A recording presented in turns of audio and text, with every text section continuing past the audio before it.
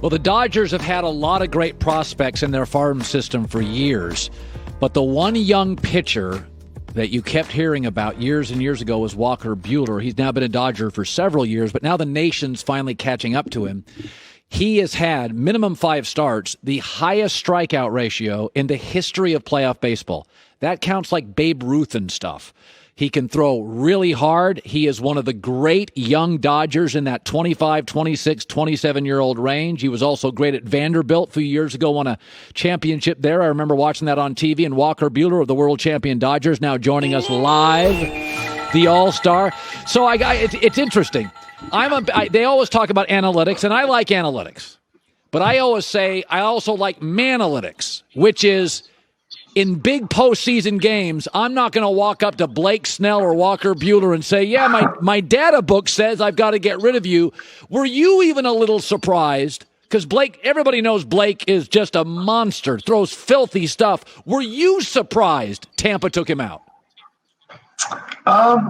Yeah, I mean, I think there's probably a little bit of surprise. You know, the guy was rolling pretty good, and our offense was having kind of a tough time with him there for a while. And, you know, it is what it is. They thought that was the best decision for their team, and that's fine. And, you know, whoever they brought in after that, we got lucky and scored some runs and won the game. So, obviously he's a fun guy to watch, but we weren't too upset that he got out of there. By the way, Walker, if you were rolling and the 6th inning Dave Roberts came up and you gave up a double and he said, young man, you got to go. Have you ever pushed back at least and said, no, I feel good. I hit it off the hands. Have you ever argued with a manager who comes up and says, I got to take you out? Yeah, I for sure have. I think maybe to a fault a little bit at times, but you know, I think we're all competitive and you probably wouldn't be there without that. So no, you want to stay in every game and throw as long as you can, but you know, at the end of the day, the organization usually has your best interests in mind, and you definitely can get a little angry when they try and take the ball from you. You guys have been a really good team for years, 7 straight division titles, I think. But Mookie Betts, it wasn't like you couldn't get to a World Series without him. It's not like you couldn't win a division without him. But when they brought Mookie over, when was the first game or two that you saw Mookie Betts and went, okay, this is like he is juice. He is juice. I mean, like, when did it really pop for you that, wow, he just adds something we don't have?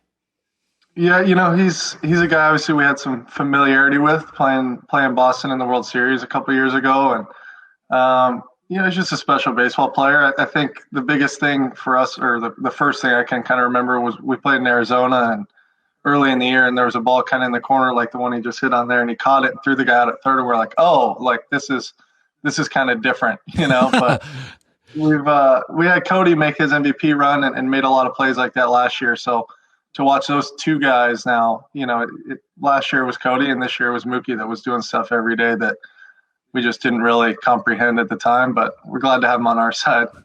Listen, when you were coming up in the Dodgers organization, you, I'm sure, watched Clayton Kershaw, who is really this generation's Sandy Koufax. And he's just a classy guy, kind of a team leader. When they won the other night and you watched Clayton Kershaw and he pointed to the sky, I mean, we were on the set here. It's emotional. I mean, was there a sense for you, Walker, that you were not just pitching for the Dodgers, but you were pitching for Clayton? The organization felt like we got to win this thing. Like we've got one of the great players in league history. Did you sense that at all? Yeah, you know, I think the biggest thing is obviously whatever's been written and said about him in the playoffs. Kershaw's been unbelievable in this game for a long time. So, you know, I think it's hard to sit there and watch a guy put in the time and effort like we all know he does. And then people kind of say things like that about him all the time. And, you know, he was unbelievable for us, has been for a long time, but especially in this playoff. So, you know, we're definitely thrilled that he was a huge part of this and to kind of get it done for him. Yeah, you can see it there. But no, it was a really cool deal for us. It's so interesting to watch all you professional athletes. And you're playing in no fans, and it thinks to I'm like, oh my God, the Dodgers finally win it, and the Dodger fans aren't there. Is it easier to pitch because no fans, no distraction? You didn't have to travel every third night, get on a plane. I could make an argument if I'm a pitcher. I love the idea of waking up in the same city every night and not having to travel. Were there any advantages to playing at the same place. Yeah, I think we were pretty fortunate to start in Dallas and stay there the whole time. I think we did a good job of making that place kind of our home for a little while, and that's all well and good. But at the same time, we had 11,000 fans during the playoffs, so that was the biggest games of the year. Is the first time you saw a fan in the stands, which was kind of different, but was nice. I think you could feel kind of a little bit more energy and things like that we hadn't had all year. So. We enjoyed that new ballpark, but we're glad to be done there and bring the trophy home and start playing at our place again. It's a very young baseball team. There's no reason this team can't win for 7 years. But when you win championships, Walker Buehler joining us, it's very common that, you win a championship, you don't quite have that push, that drive. How do the Dodgers maintain the edge now that you've won the ring, now that you are champs, now everywhere you go in town, everybody knows who Walker Buehler and Corey Seager? Is that a little bit of a challenge? I think normally, I think that is an understandable thing. Obviously, you go through a season and then you play longer than anyone, so your off season is shorter than everyone else except for one other team, right? But, I think for us doing it in a season like we did, where it's 60 games, I don't think was quite as taxing as maybe 162 games would be. Obviously, this playoff stuff is about as tough as it gets regardless of how many games you played, just mentally more than anything. But, I think all of us want to keep winning and we want to keep doing well. So, I'm not too worried about it. Also, I think the thing that people don't talk about is there's a lot of guys that are with us that weren't on a roster that are going to make an impact for us next year that want to be in it in a different way. So, I think everybody's going to take a little while and kind of take a breather, but then get back at it. Hey, listen, I know this is a tough question for you, but Justin Turner's a great player. Everybody loves Justin. He kind of defines the whole Dodger thing. You find out COVID, he comes on the field, there's not a mask, people freak out, people are angry at him. Is there any clarity here? Are Dodger players upset with him? Where does that stand today?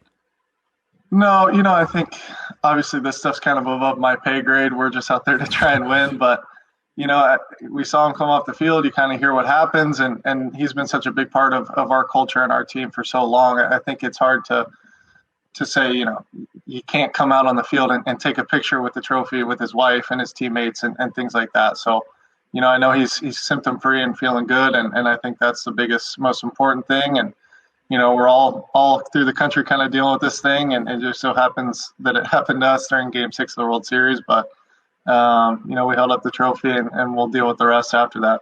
By the way, like a pitcher, when you throw all the innings you do, this is kind of a dorky sports guy question. Do you not pick up a baseball for 2 months? Like, how much your arm, when you go for a long run in the postseason, I know it was a shorter season, but will you just not pick up a baseball for 5 weeks? Typically I take about a month off. I think this year I'll probably take a little bit less just because I'm traditionally kind of a slow starter. So kind of give myself a little more time, but yeah, I think most guys it's 2 weeks to a month. And, I've kind of abused that month in the past, but yeah, we'll probably shorten it up a little bit this year.